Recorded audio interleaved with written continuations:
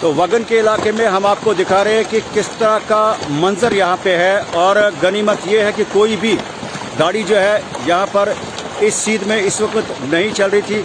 जम्मू सरहद कौमी शाहराह पर हालात इंतहाई अबतर, जहाँ पर बार बार गुलिस्तान न्यूज़ चैनल पे जो है हाईवे की बुरी सरफेस और स्लाइडों का मंजर जो हम आपको दिखा रहे हैं, वहीं पर आप देख रहे हैं कि किस तरह की बुरी सिचुएशन जो है जम्मू सरहद कौमी शाहराह पर वगन के इलाके में है। और ये इस तरह के स्लाइड जो है किसी की भी जान जो है वो ले सकते हैं। ये सिलाड वगन का इलाका है। ये आप देख रहे हैं कि शूटिंग स्टून का सिलसिला जो है यहाँ पर जारी है और जम्मू सरहद कौमी शाहराह ट्रैफिक के लिए पूरी तरह से बंद कर दिया गया है।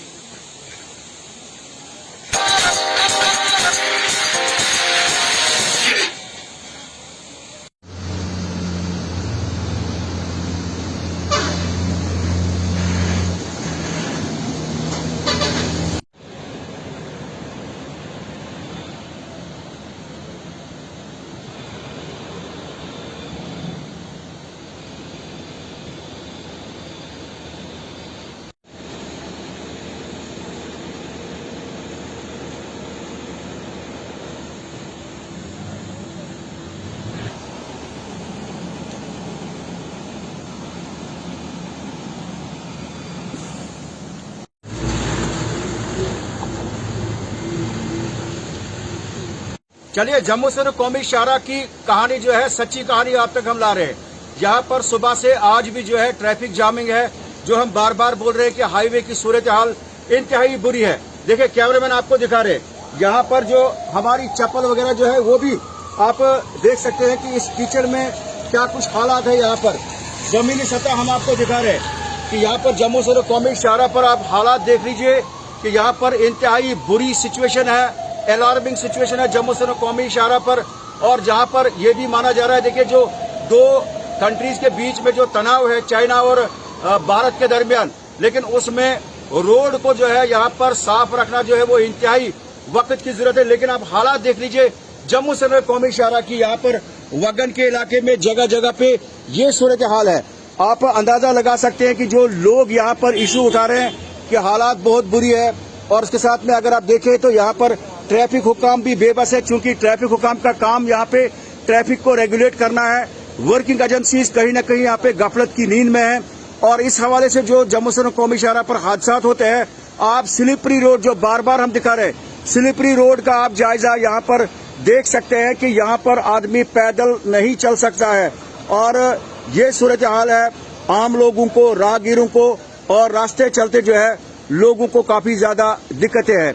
ऐसे में जब कोई गाड़ी यहाँ पर ब्रेक डाउन होती है, जम्मू सरहद कौमी शाहराह पर घंटों तक ट्रैफिक जाम रहता है। ये आप देख लीजिए कि आर्मी की व्हीकल जो हम आपको यहाँ से दिखा रहे हैं कि इसमें यहाँ पर धक्का वगैरह जो है इसको पुश किया जा रहा है, क्योंकि ये गाड़ी मलबे में फंसी है। ऐसे में इतनी पावरफुल गाड़ी अगर मलबे में फंस जाती है तो छोटी गाड़ियों का, जहाँ पर हम अपनी गाड़ी भी आपको दिखा रहे हैं, तो इसका हाल कितना बुरा हो सकता है। या आम जो पैसेंजर्स है, सूरत हाल आप देख लीजिए।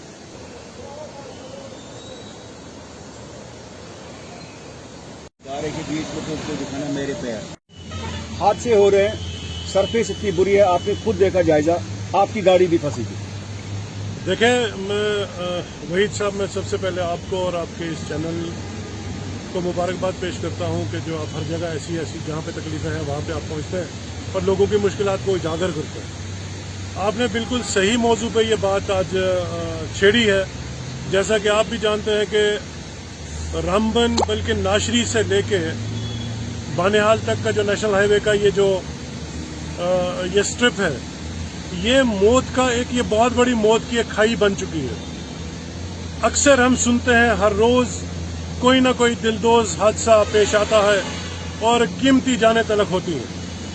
मैं ये समझता हूं कि जो ये नेशनल हाईवे की जो ये वाइडनिंग जो हो रही है, अगर हम इसके बेसिक्स को देखें तो मुझे ये लगता है कि इसका जो सर्वे ही जो किया गया है वो गैर मुनासिब है। वो यहाँ की टोपोग्राफी को, यहाँ के एक इकोसिस्टम को नजर में रख के शायद उसमें नॉन एप्लीकेशन ऑफ माइंड हुआ है। अगर ये प्रॉपर तरीके से आपने देखा कि वैसे ही पूरा ये बानिहाल से लेकर रामबन तक का बड़ा लूज ये स्ट्रिप है, लूज एरिया है और अक्सर यहाँ पे ये थोड़ी सी बारिश होने से भी ये खुल जाता है और पसियां और लैंडस्लाइड्स आती है, स्टोन पेल्टिंग होता है, ये स्लाइडिंग होती है। इसका सबसे बड़ी जिम्मेदारी अगर किसी को थी वो यहाँ की national highway authority of India को थी, यहाँ के R&B डिपार्टमेंट की थी और यहाँ की एडमिनिस्ट्रेशन की थी। लेकिन मुझे कहीं ना कहीं ये महसूस हो रहा है कि इन डिपार्टमेंट्स की कोऑर्डिनेशन की कमी की वजह से और लैक ऑफ इंटरेस्ट की वजह से और नॉन एप्लीकेशन ऑफ माइंड की वजह से हजारों लाखों लोग इस सड़क पे मुसीबत का शिकार होते हैं। सैकड़ों लोगों की जानें तलक होती है और आप नतीजा देख रहे हैं। यहाँ अगर किसी को 10 किलोमीटर बीमार को जाना हो, घंटों उसको 10 किलोमीटर का सफर तय करने में दरपेश आता है और नतीजा ये निकलता है कि एक मरीज जिसको अशद इमीडिएट मेडिकल फैसिलिटी की जरूरत है, वो बजाय मिनटों के उसको घंटों लगते हैं अस्पताल तक पहुंचने में। तो मैं ये समझता हूं एडमिनिस्ट्रेशन को इसका नोटिस लेना चाहिए, national highway authority of India को देखना चाहिए और उन जगहों पे जहां पे ज्योग्राफिकली जो लैंड इरोजन का मामला है उस वहां पे कोई अल्टरनेट, कोई मीडियम ढूंढ के उसको सही करने की जरूरत है। सर, मेरा एक सवाल रहेगा, आपने कहा कि लैंड इरोजन बानिहाल से रामबन तक है, उसमें वायलेशन जो है बिल्कुल हो रही है। जो फिशरीज का महकमा है, फॉरेस्ट का महकमा है, उस पर ज्यादा जो है हम नहीं जाएंगे, उसकी भी वायलेशन हो रही है।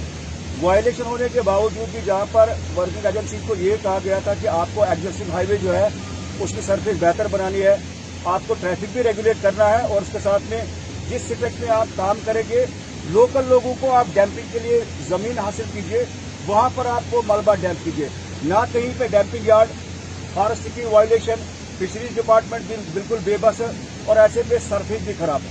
आप क्या कहेंगे? और अगर दूसरी बात करें तो हिंदुस्तान कंस्ट्रक्शन कंपनी ने पहले एक कंपनी को लाया, पैसे का नेक्सस इसके अंदर देखा गया, जो हमने खबरें कुछ चलाई, उसके बाद आशापुरा रोड लाइन आ गई, वो यहाँ से अपनी मलाई उठाकर ले गए। आज दूसरी एक कंपनी यहाँ पर CCTL करके है, तो लेकिन हाईवे की हालात जो है मेंटेनेंस करने में 6 साल से ये पूरी तरह से नाकाम है। देखें सर, बड़ी इंपॉर्टेंट बात है जो आपने कहा कि जितना भी ये रॉक का जो मटेरियल है, जो वेस्ट मटेरियल है, ये अक्सर आप देखते हो सड़कों पे पड़ा रहता है या दरियाओं में चला जाता है।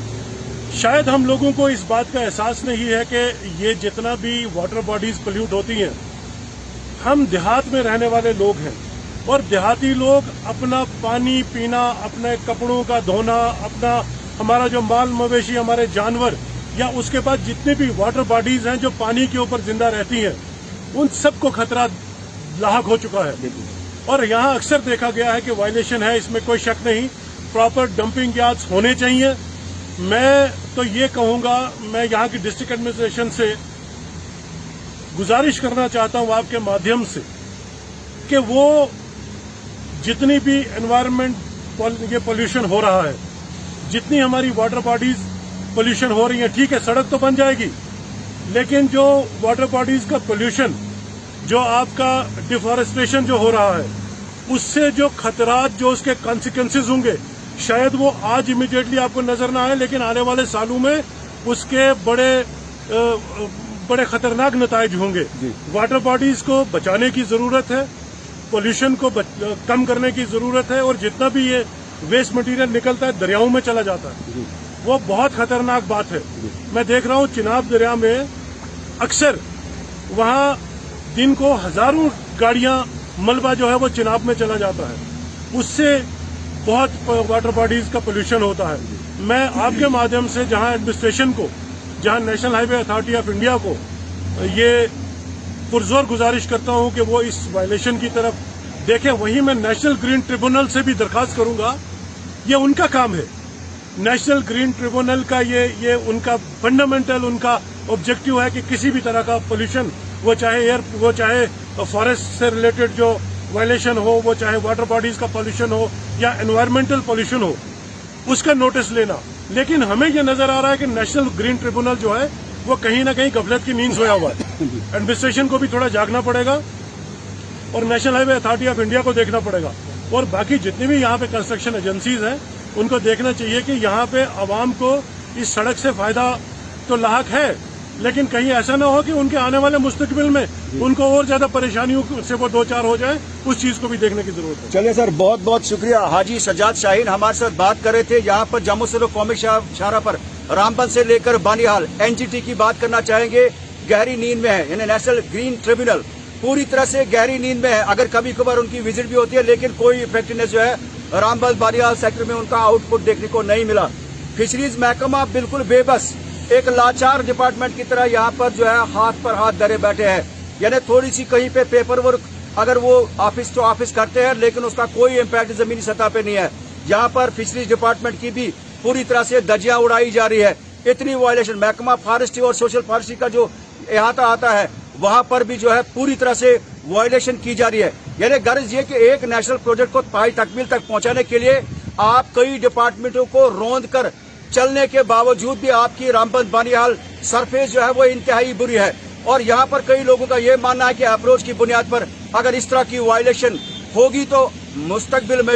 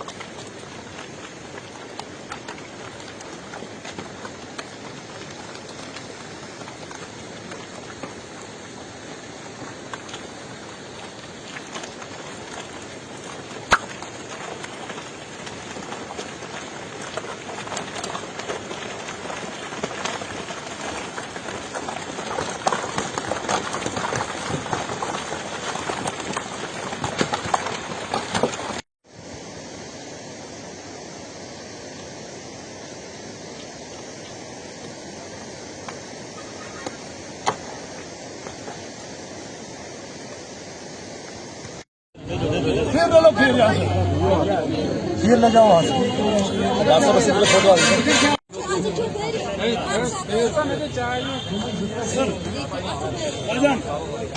ना, आपको मेरी कसम है ना, नहीं आ सकता फिर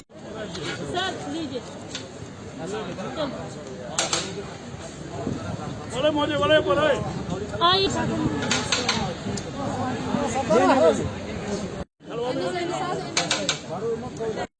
रामबन बानिहाल सेक्टर में जो तरक्याती काम रोड के हवाले से हो रहा है, उसमें एक नौजवान की मौत हो गई थी कुछ रोज पहले। उस दिन बारिश थी, उसकी याद में आज भारतीय जनता पार्टी के लीडर मोहम्मद सलीम भट्ट ने आज उनकी याद में जो है एक यहाँ पर ताज़ियती इजलास भी बुलाया, और उसके साथ में उनके लिए जो है यहाँ पर फातह खानी और कुछ यहाँ पे बिरयानी और यहाँ पे जो खीर और इसके बाद हलवा वगैरह जो है उसका एहतमाम किया, जहाँ पर सैकड़ों लोग आज यहाँ पर आगे जो हम म्यूनिसिपल पार्क में आपको यहाँ पर दिखा रहे हैं। मोहम्मद सलीम भट्ट से बात करने की कोशिश करेंगे, आप हमारे साथ रहिए। डेट में जो ये आपने यहाँ पे फंक्शन वगैरह किया है, इसका बुनियादी मकसद क्या है?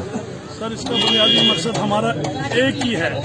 इसका मकसद हमारा एक ये है कि जो इस नेशनल प्रोजेक्ट में NHI 44 रामबन बानिहाल सेक्शन, मौत का कुआं जिसको कहते हैं, उस प्रोजेक्ट में हमारे नौजवान रोहित चौधरी के नाम से एक लड़का जो अभी वो बिजली के करंट के कारण उसकी मौत हो गई। जी।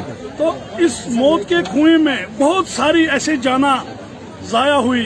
जी। तो हमें अफसोस से ये कहना पड़ता है कि हमारी जो CPPL हमारी जो यहाँ प्रोजेक्ट जिन्होंने लिया है नागर जी ने, उनके जो भांजे थे उन्होंने अपनी जान को इस नेशनल प्रोजेक्ट के लिए निछावर किया और ऐसी जानें बहुत सारी जाया हो चुकी हैं।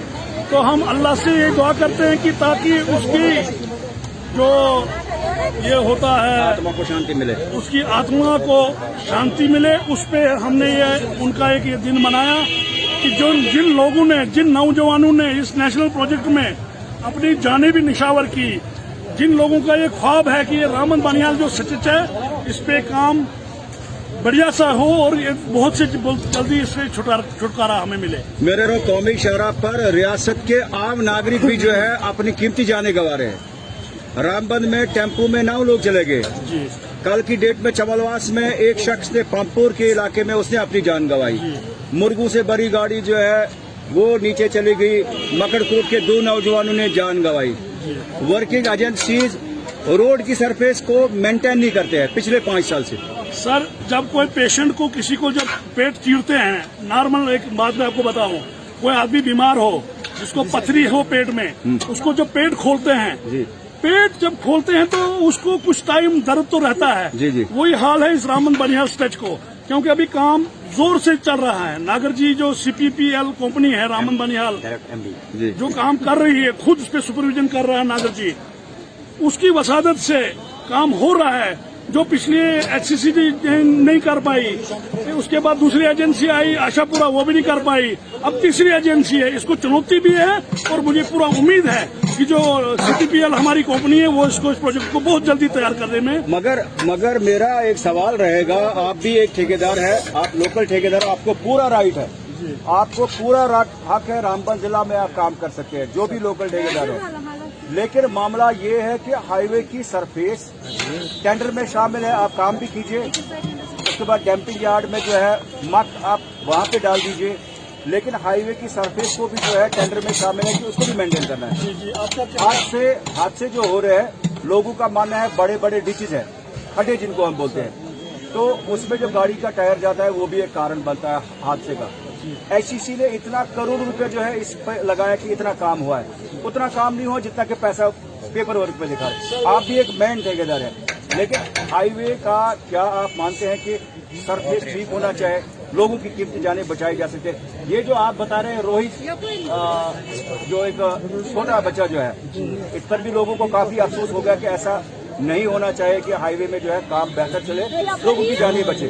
सबको जो है किसी की कीमती जाने पर अफसोस होता है। क्या रहेगा हिकमत अमली ठेकेदारों की, जिससे कि रोड की सरफेस कम से कम? तो सर, अभी 2-3 दिन में हाल ही में नागर जी ने एक बैठक बुलाई, जितने भी ठेकेदार उस प्रोजेक्ट में काम कर रहे हैं उन्होंने सबको हिदायत दी कि काम भी हो और लोगों की जानों का भी खास ख्याल रखा जाए। जिस स्टेज में जो ठेकेदार काम कर रहा है उसको नागर जी ने स्पेशल ये हिदायत दी है कि जो रोड जहाँ पे कोई खड्डा है, कुछ है, वो भर के होना चाहिए, ताकि किसी की जान को कोई नुकसान, हमारे और CPL की ओर से कोई नुकसान ना पहुंचे। CPL का यही कहना है कि हमें पब्लिक पहले चाहिए, उसके बाद ये रोड। हम तो सब चीजों को मेंटेन लेके ही चलते हैं। जब से नागर जी के क़यादत में ये प्रोजेक्ट आया है, वो सब पहले ठेकेदारों को यही हिदायत दी कि अपने अपने स्ट्रेच में जो भी खड्डा है उसको भर के फिलअप करके फिर आगे काम कीजिए। चलिए।